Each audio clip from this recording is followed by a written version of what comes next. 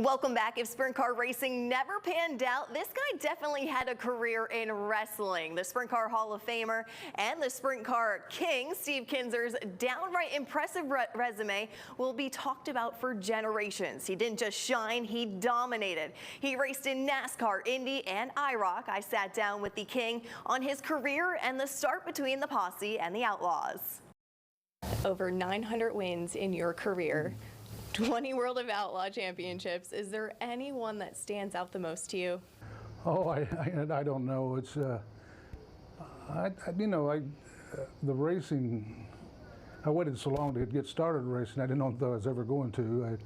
But when I did it, I got with some good people and had a good career. But all the national races always stand out to you. But even when we come out, it was always Outlaws against the Posse stuff here. So all the races here at Lincoln and Williams Grove and things was always special wins too. So many of them. There've been a lot of them, yes. Talk about the Outlaws versus the Posse, because obviously you were part of the first. What was that rivalry like when it first got started? Yeah, I mean, it took off pretty quick. I mean, the first few trips, it didn't take long for it to turn into something really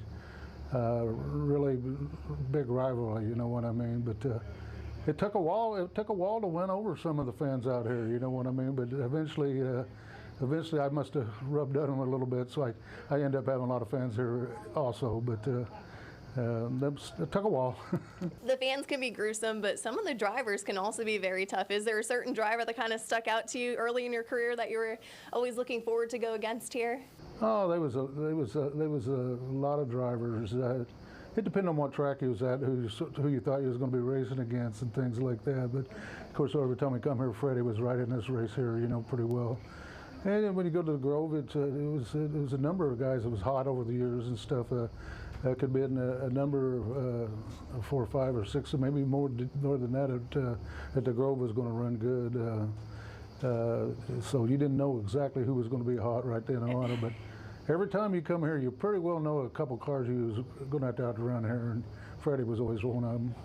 How early in your career did you come to Central PA? Because a lot of drivers now, I feel like Central PA is one of those starting spots to really get their name known. Right. Well, I mean, I think it was always that way. It was guys, like Bobby Allen and Steve Smith that come from Florida here. They wanted to come to Pennsylvania because they thought that's where all the good sprint car racing was. And then had Debbie May and the guys that come from Texas up here. So there's a lot of guys come here because, Pennsylvania. Even my dad, I come over with my dad to watch him run some of the first Williams Grove Opens when they had, well, it was 150 laps, it was 75 laps, and that's where I met Lynn Paxson.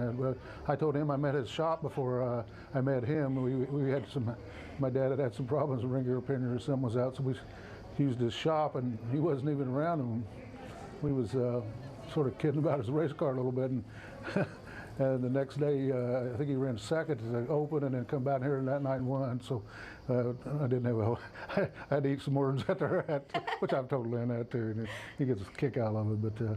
But I wasn't racing him by no means, but I knew what was going on. Talk to Steve. If you want to see or share any of our Sunday sit-down interviews or frenzy stories, simply go to our website, fox43.com/friends.